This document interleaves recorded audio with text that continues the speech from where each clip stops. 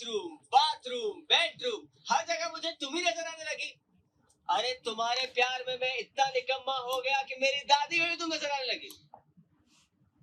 So this brings us to the end of the video. आपको आज की video कैसी लगी कमेंट सेक्शन में कमेंट करके हमें बताना ना भूलें।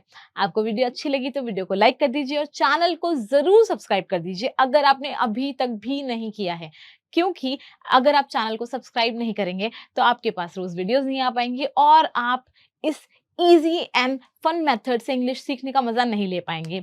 आप देखिए, ये आपको देखने में शायद इतना इफेक्टिव नहीं लग रहा होगा शुरू में, मगर जब आप रोज ये चीज करेंगे, 10 से 15 मिनट आप इंग्लिश को डेडिकेट करेंगे, इस तरह से डेडिकेट करेंगे कि आपको पढ़ाई के साथ साथ मजा आए, इतना मजा आए कि लगे ही नहीं कि हम एक्चुअली पढ़ रहे हैं, कुछ सीख रहे हैं।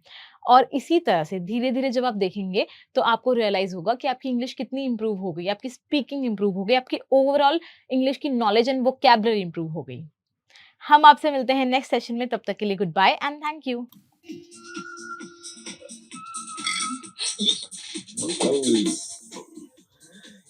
क्या हुआ राज? क्या हुआ? अभी बताओ क्या हुआ। चलो, ये येलो सूट पहनकर मैं यहाँ जॉगिंग करने नहीं आया हूँ। तुमने पूछा था मैं क्या छुपा रहा हूँ। हाँ जी, तो देखिए ये है द फेमस कन्फेशन सीन। यहाँ पे क्या हो रहा है, यहाँ पे जो हमारा हीरो है राज, उसकी ड्रिंक को किसी ने स्पाइक कर दिया है। स्पाइक करने का क्या मतलब होता है कि आपकी ड्रिंक में किसी ने ड्रिंक में कुछ मिला दिया, उसे हम स्पाइक करना कहते हैं, जिससे उसे नशा हो गया है, वो इंटॉक्सिकेट हो गया है।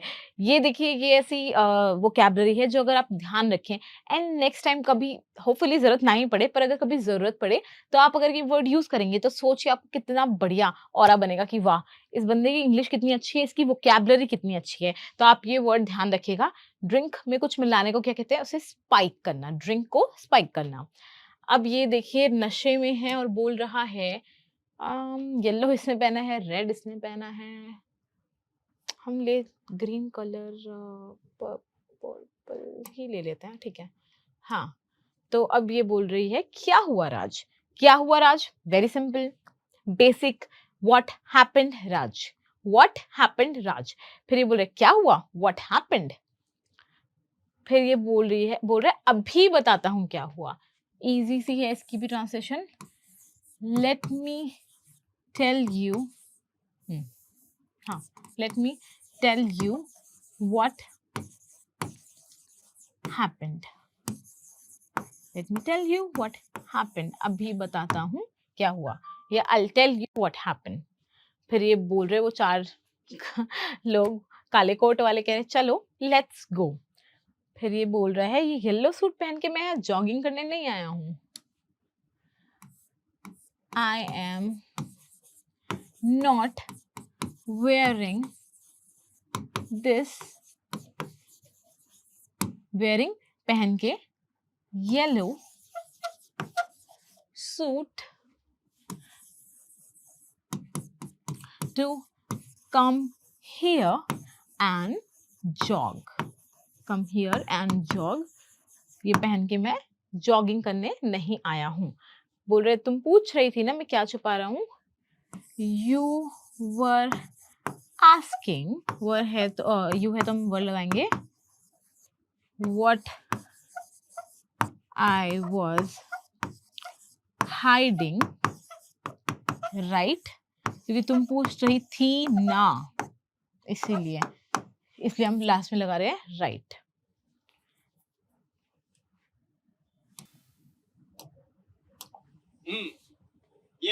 ये छुपा रहा था मैं। Happy rose day Priya, this is token of my love. अरे तुमसे उसी दिन मैं प्यार करने लगा था जब मैंने तुम्हें कॉलेज में पहली बार देखा। अभी बोल रहा ये छुपा रहा था मैं, तो हम कैसे कहेंगे, I was hiding this, yellow पे कितना सही कलर आ रहा है, आई वॉज हाइडिंग दिस।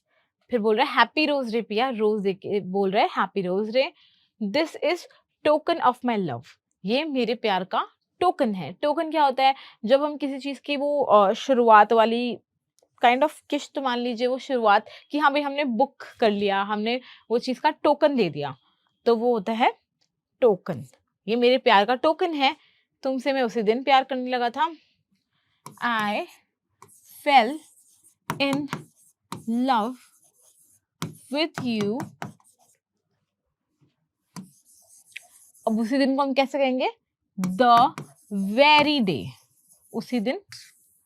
अब देखिए इंग्लिश थोड़ी सी डिफरेंट, थोड़ी सी वियर्ड सी लैंग्वेज है, इसीलिए हम उसी दिन को वेरी कह रहे हैं। वैसे हम वेरी देखें तो वेरी का मतलब होता है कि कोई चीज बहुत है, ज्यादा है, पर यहाँ पे द वेरी डे, उसी दिन, उस दिन पे जोर बनाने के लिए, क्योंकि हम वेरी का इस्तेमाल कब करते हैं जनरली, कि कहते हैं कि वो चीज बहुत ज्यादा है, उस चीज को एम्फसाइज काइंड ऑफ करने के लिए। तो यहाँ पे भी उस दिन को एम्फसाइज करने के लिए कह रहे हैं द वेरी डे, उसी दिन। When I saw you, देखा, तो सी का second form saw you in the college, college में पहली बार, for the first time, जिस दिन मैंने तुम्हें कॉलेज में पहली बार देखा।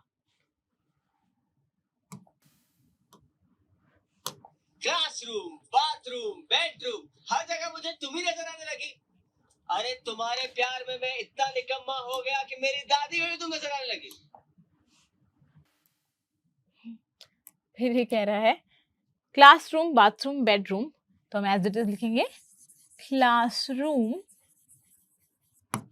बाथरूम, बेडरूम, एवरीवेयर, हर जगह। I started seeing you only, मैं तुम्हें ही देखने लगा, तुम ही नजर आने लगी। ही के लिए हम अगेन ओनली लगा रहे हैं। तो फिर बोल रहे हैं अरे तुम्हारे प्यार में मैं इतना निकम्मा हो गया।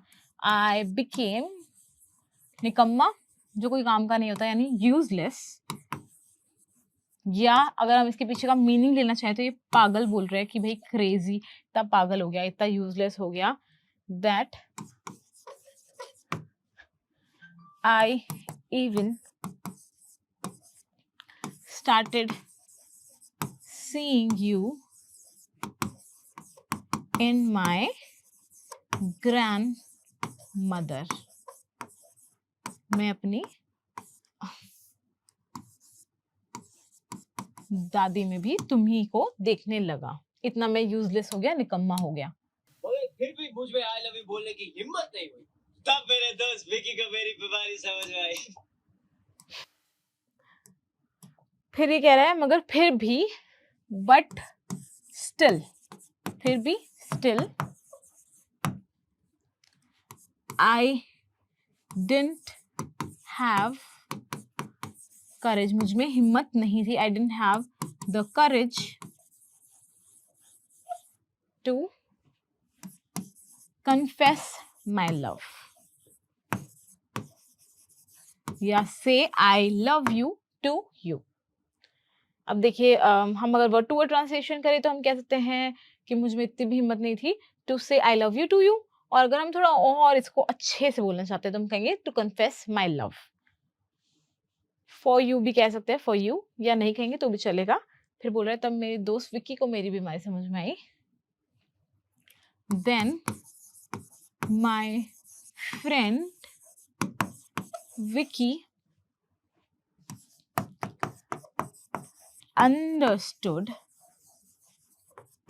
my condition, या बीमारी कह रहे हैं तो कह सकते हैं प्रॉब्लम। इसे हम एक और तरह से कह सकते हैं कि he figured out what was wrong with me, मुझे क्या हुआ।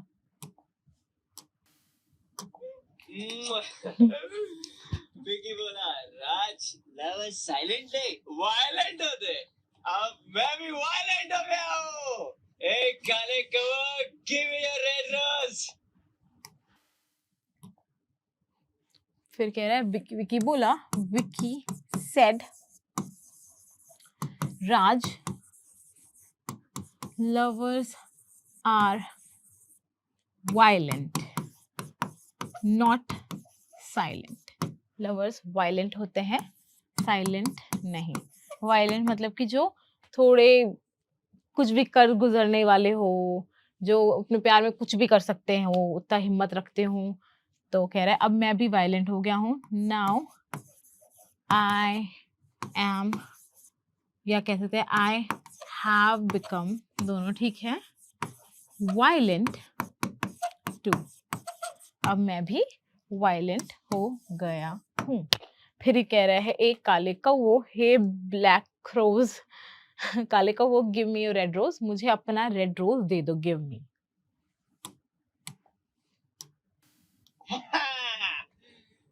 Priya, ये तो कहता and this is full and final.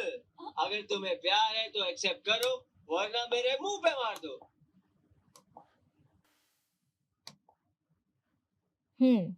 अभी कह रहा है ये टोकन था, this is full and final. तो कह रहा है दिस वाज टोकन, क्या कह रहा है, दिस वाज टोकन, वो टोकन था। जैसे मैंने आपको कहा कि भाई उसका इनिशियल काइंड ऑफ पेमेंट मान लो, और ये कह रहा है ये फुल एंड फाइनल मैंने पेमेंट कर दिया, मतलब मैंने फुल एंड फाइनल तुम्हें कर दिया मेरे प्यार का इजहार।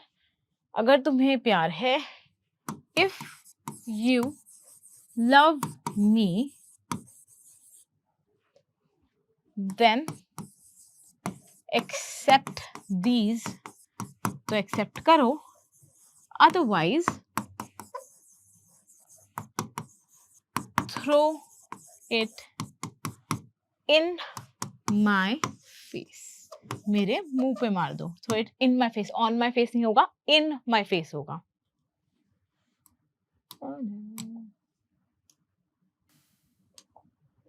मार दो, इससे मेरी नाक नहीं टूटेगी। ये भी मेरे दोस्त ने मुझसे कहा था। नहीं, अब तुम मुझसे प्यार करो या ना करो, मैं तो सबसे कहूंगा that I love you। बोल रहा है इससे मेरी नाक नहीं टूटेगी, तो हम कहेंगे this won't, will not, won't break my nose. My friend Vicky told me this too. मेरे दोस्त ने ही मुझे ये बात बोली थी, told me this too. Now, whether you love me or not, I'll tell everyone, मैं सबको कहूँगा that I love you, that I love you, मैं तो सबसे कहूँगा कि मैं तुमसे प्यार करता हूँ। Hello learners, welcome back to T Point English, your one stop solution to learn to speak English naturally and fluently. आज लर्न इंग्लिश विद में हम लेकर आए हैं टार्जन, एक ऐसी मूवी जो हम सभी ने शायद बचपन में देखी है, क्योंकि जब आई केम अक्रॉस दिस मूवी मुझे भी बहुत ज़्यादा नॉस्टैल्जिया फील हुआ एंड आई थॉट चलिए ठीक है आज इसी मूवी पे हम एक वीडियो बना देते हैं। इससे हमने देखिए एक क्लिप ली है जिसे हम करने वाले हैं ट्रांसलेट। आपको भी साथ में ट्रांसलेशन करना है और ट्रांसलेशन को मैच करके देखना है कि कहाँ पे गड़बड़ है, कहाँ पे आप सही जा रहे हैं, कितने आपके स्कोर्स हैं, वो सारी चीज़ें आप यहाँ से जज कर सकते हैं और धीरे धीरे अपने इंग्लिश को इम्प्रूव कर सकते हैं। तो चलिए बिना देरी के आज का सेशन हम शुरू कर लेते हैं।